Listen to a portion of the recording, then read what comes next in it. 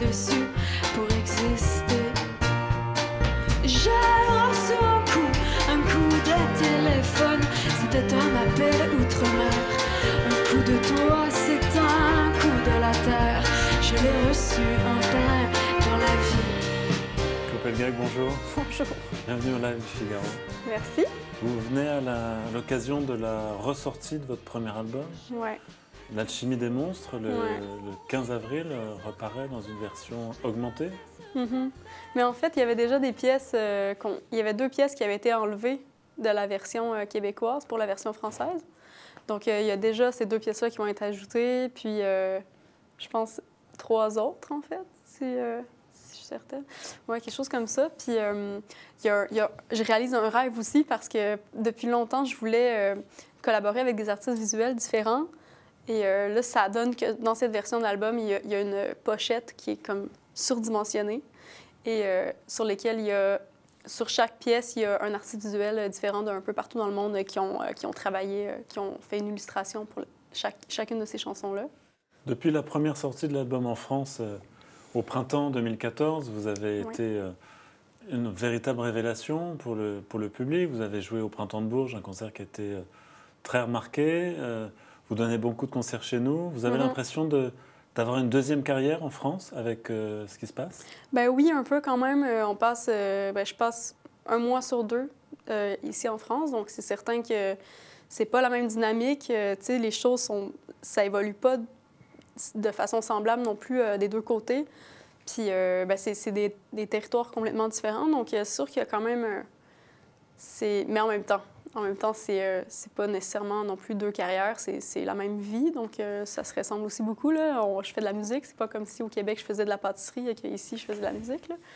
On vous a parfois comparé à Camille, parce qu'elle est dans la manière d'être sur scène. Est-ce que c'était une de vos références? Non, pas du tout, mais ouais, c'est vrai qu'ici, on me compare beaucoup à Camille que je connais pas vraiment, je l'ai jamais vue sur scène non plus. Donc, j'essaie de m'imaginer comme pourquoi est-ce que...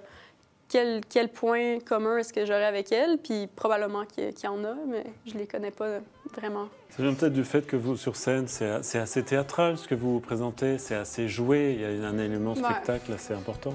Je dirais pas que c'est théâtral, mais je pense que j'essaie de m'amuser beaucoup. T'sais. Pour moi, la scène, c'est le milieu parfait pour essayer n'importe quoi, puis exagérer, faire des choses pas nécessairement... magnifique non plus, mais juste essayer des choses. Vous revendiquez l'improvisation, une grande part d'improvisation? Oui. Ben, pour moi, ça a toujours été important jusqu'à maintenant d'être honnête dans le présent, là, de juste vivre dans le présent puis de donner des choses réelles aux gens. Pas leur donner un texte que j'aurais écrit entre mes chansons qui date d'1 an et demi, là, que j'aurais fait à chaque endroit où je serais passée. Je pense que c'est intéressant aussi dans la mesure où un soir, ça peut être des choses qui peuvent sortir comme très surprenantes ou des idées nouvelles qui, moi, me nourrissent et me font du bien. Puis je pense que ça se communique directement avec le public à ce moment-là, quand la magie opère. C'est pas grave quand il y a des erreurs non plus, ou c'est pas grave quand... Je sais pas, c'est pas grave quand c'est mauvais. C'est juste ça, la vie, tu sais. La vie, c'est la vie. Il y a des publics qui vous inspirent plus que d'autres? Ben oui, c'est sûr. Je pense que c'est pas pareil de jouer devant un public de festival qui est debout et qui est super actif et qui participe beaucoup au spectacle que de jouer dans une salle assise au mois de mars, tu sais, comme où les gens sont comme un peu fatigués de l'hiver, là, et qui sont en manque de soleil et puis ils sont comme... Ça me donnait envie d'en donner plus, ça me donnait envie d'aller les déranger un peu dans leur confort de gros sièges de...